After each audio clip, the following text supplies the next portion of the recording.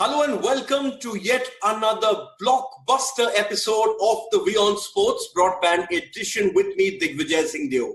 This is our milestone 50th episode, and to celebrate this, we are joined by a true great of world sport. My guest today is an Olympic medalist from 2016.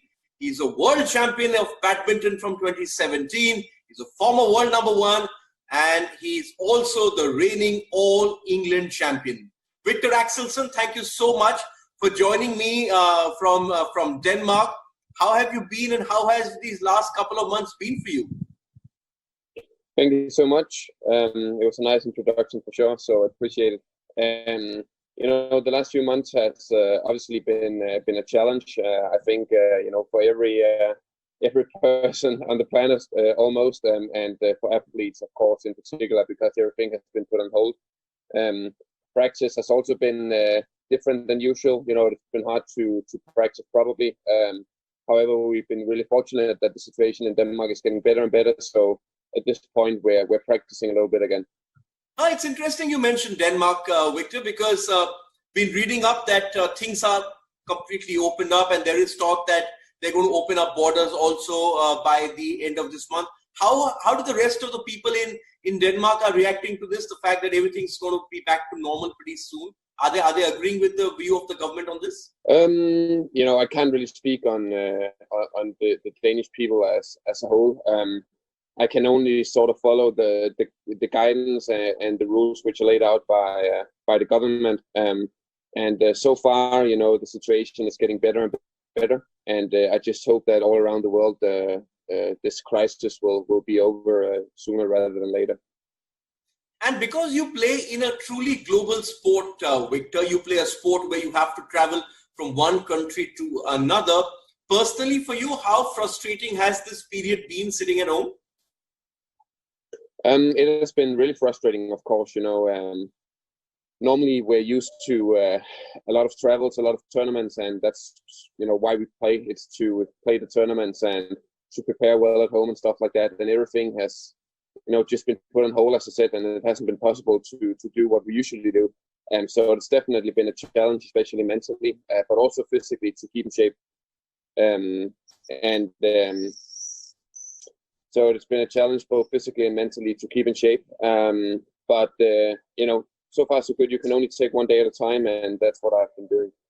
Okay, well, actually going through your social media feeds, and they've been buzzing because you've used this period very well.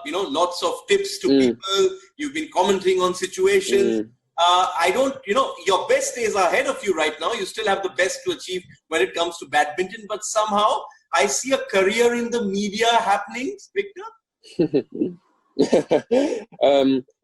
I definitely think that the social media world is a fun sort of side thing I have going, and I think being an athlete and being in a fortunate position where I can motivate others and maybe get a few tips which people find useful, that's a big privilege for me.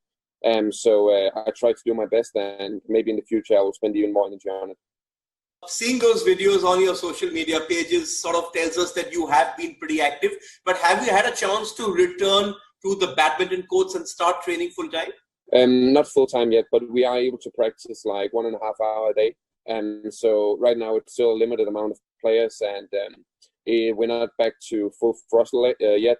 However, it's definitely better than nothing, and I'm really happy to be back in the hall, at this point. So how did it feel when you finally hit the courts?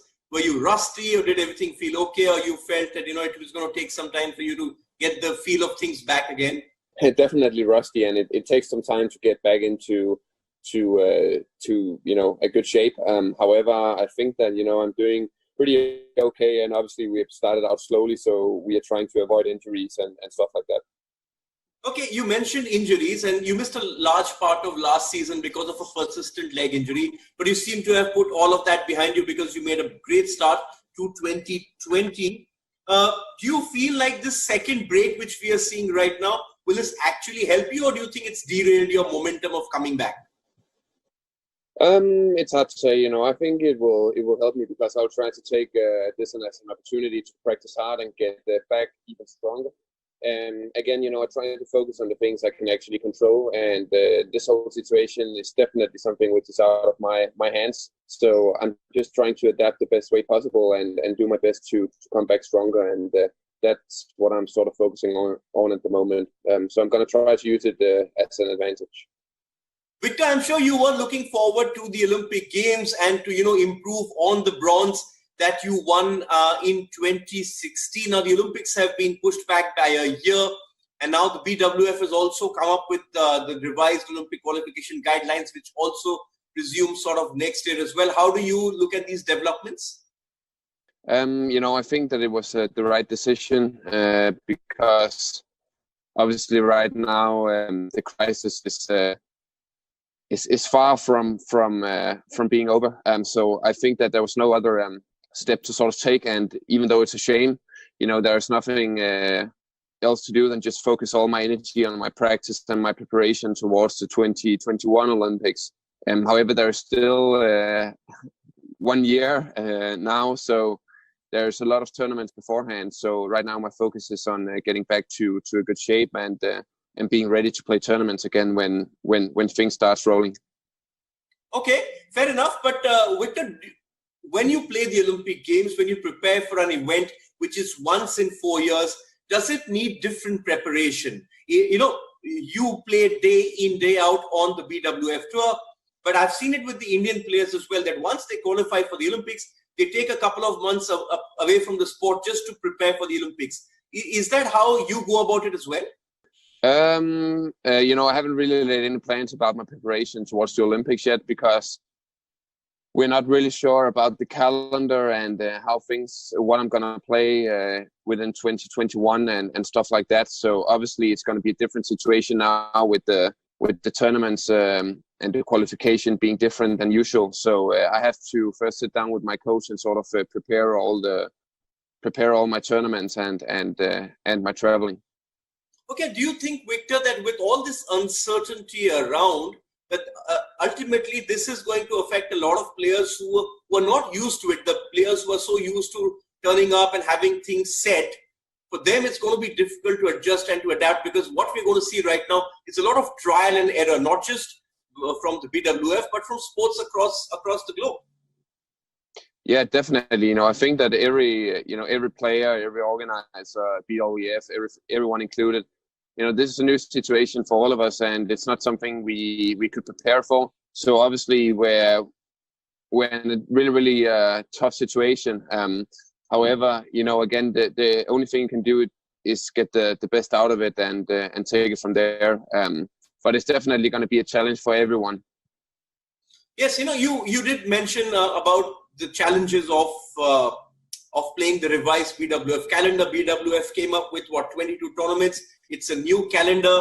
It starts probably in September and continues pretty much non-stop till December. What do you make of this new schedule? Do you think it's a bit ambitious, considering that many countries like we in India has still not been able to get out of lockdowns? Yeah, I think it's really, really ambitious. So many tournaments in such short amount of time. You really as a player have to be careful and not getting injuries. And I really hope that that players they think twice before they play like 10 tournaments in a row, or play like 6 out of 8 weeks and stuff like that, because it's really, really tough on the body. So as a player you really have to be careful, and I don't know what's the right thing to do, to be honest, but playing so many tournaments within such a short amount of time is definitely not good for the body, and it's really tough on the joints and everything. So me personally, I have to be careful. Viktor, a lot of players here in India also expressed their concerns and were very vocal when this schedule sort of was released, and the BWF has then gone on and clarified that you don't need to play each and every event. But how do you balance this need? Because players need competitions to sort of get back into the groove, And there's also those who are on the verge of qualifying for the Olympics. They need to play as many tournaments as possible. It's going to be a tough choice to make, isn't it? Really tough choice. In this situation, I think it's really tough to give a right answer and to know what's right or wrong, because again, we haven't been in this situation before. There is a lot of things going into it. There's a lot of financial stuff, probably from the organizers and BWF and stuff like that, and TV rights, whatever, all the things I don't know anything about. It's probably also something which every sport organization has to sort of take into account. I do hope, though, for the players' sake, that there are rules being made so we are not sort of pushed to play all tournaments. And it's good. I haven't read that BWF has been out saying that you don't have to play every tournament, but that's nice to hear, because the athletes' health should come first. And if you have to play 10 tournaments within 12 weeks, as an example, that's definitely not the case.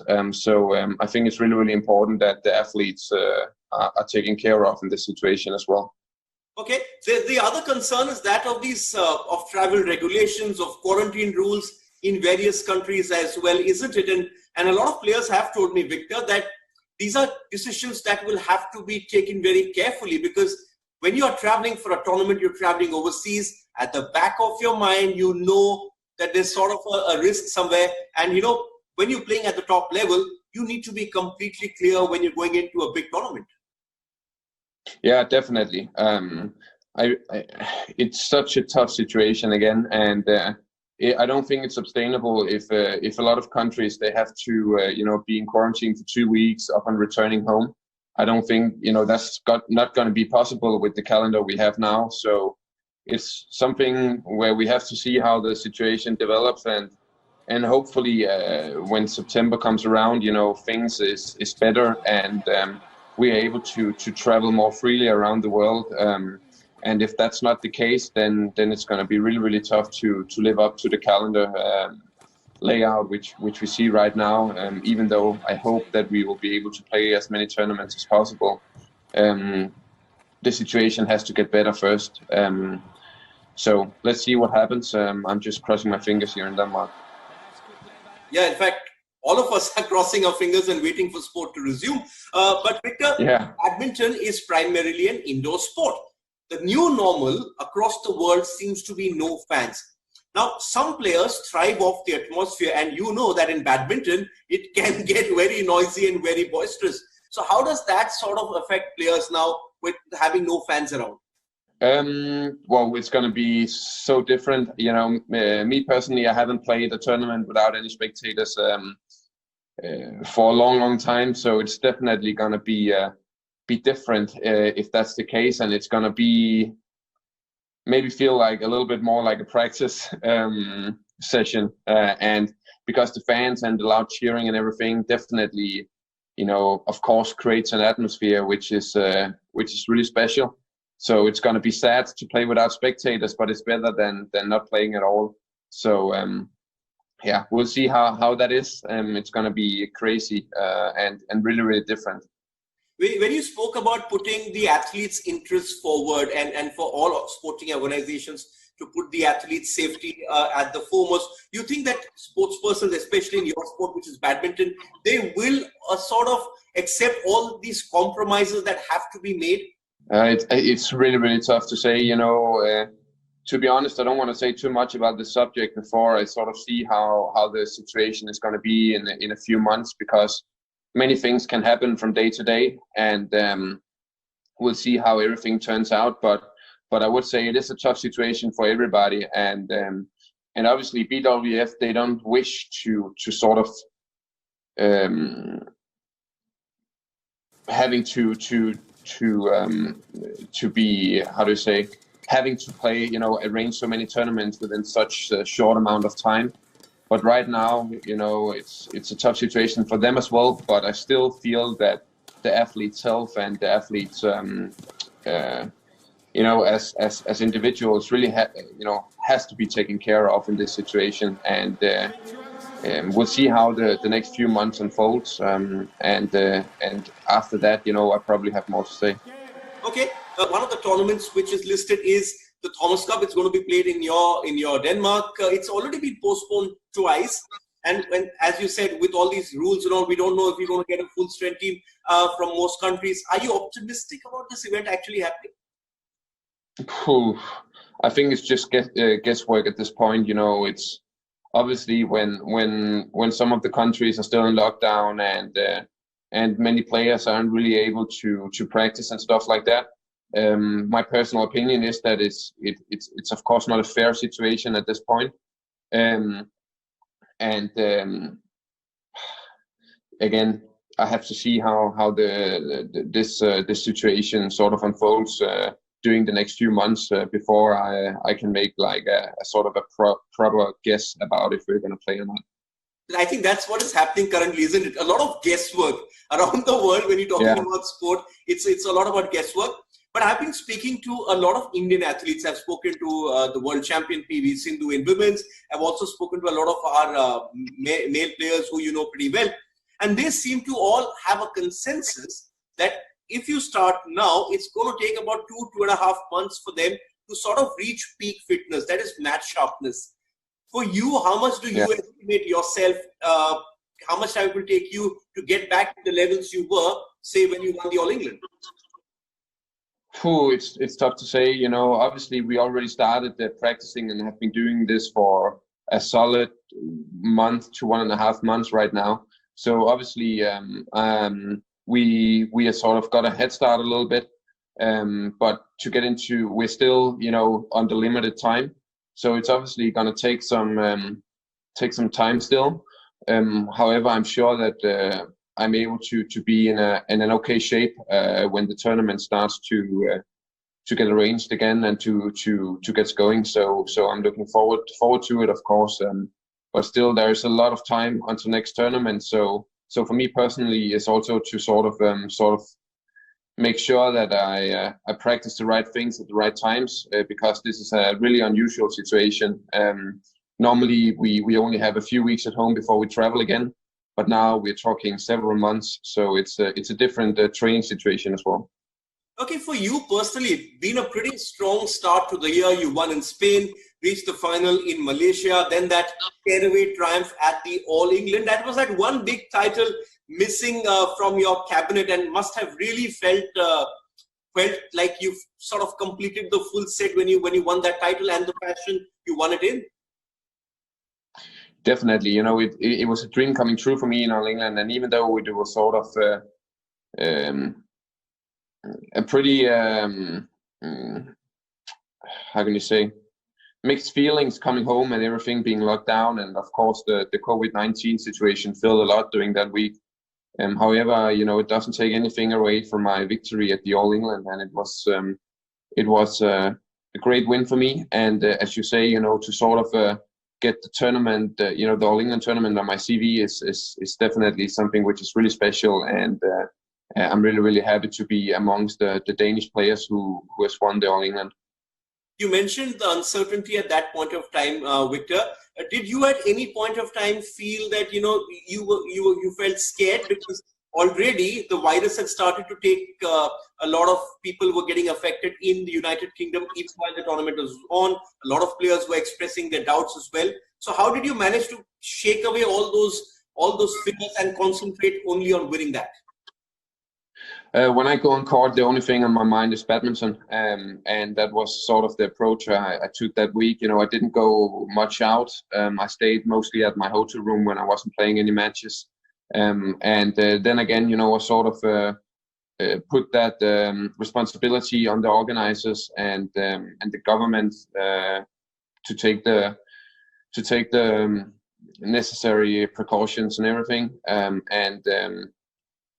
I was on work for that week, and I did my best to play some good badminton and followed the guidance, and that's sort of how I feel about it. Okay, and now with this, once this break is over, we're going to see a really big battle which is brewing in badminton. you were world champion in 17, and then we had Momota come in there, and last day he sort of dominated, and now that you're back to your full fitness, you've shaken away those injuries.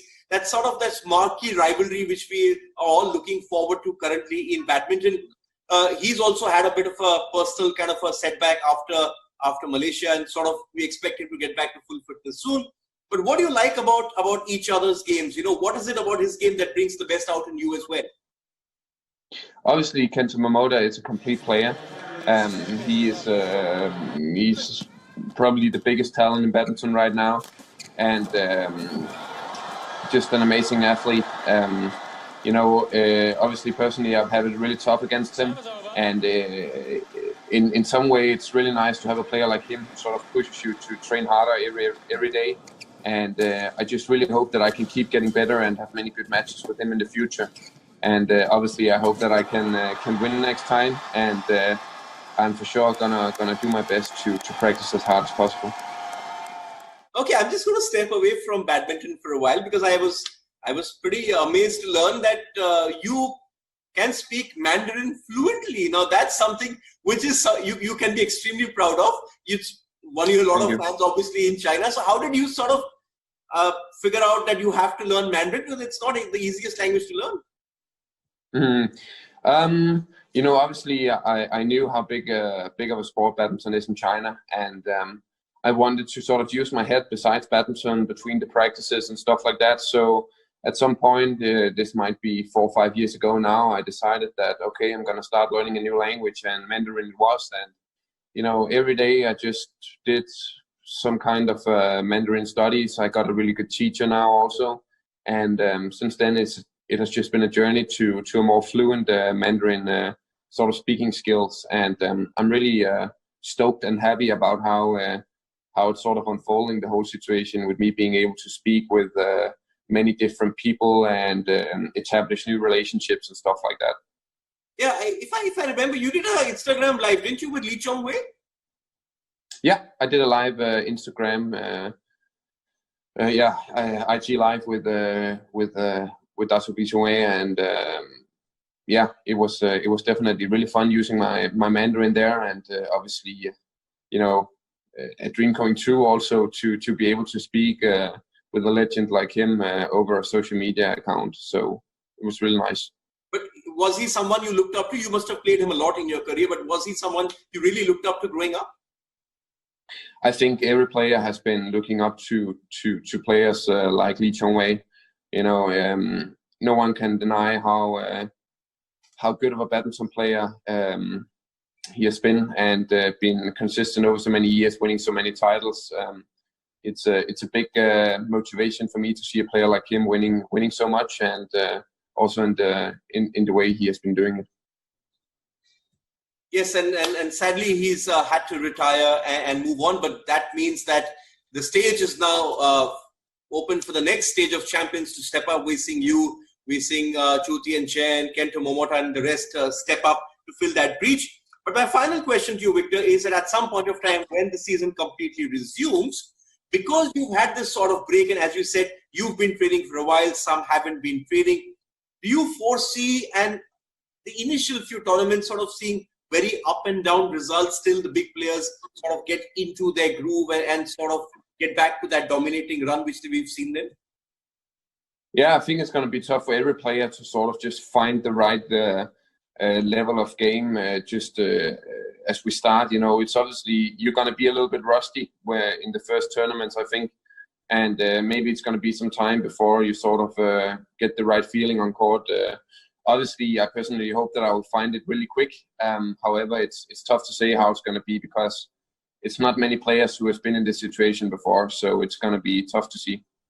Yes, that unfortunately is the truth, isn't it? Because of this pandemic, that everyone sort of doesn't know where their A game is at the moment. But with the German Bundesliga starting, with the PGA Tour starting next week, sport is sort of finally getting back to some sort of normalcy, and perhaps June and July will really see sports sort of fight back against this pandemic. Thank you so much, Victor, for your time. Hope to see you soon on the courts, and hope to see you again when you're in India. There's an Indian Open scheduled this year, and hopefully by then everything is going to be perfect. Thank you so much, and thank you for inviting me to the show, and have a great day.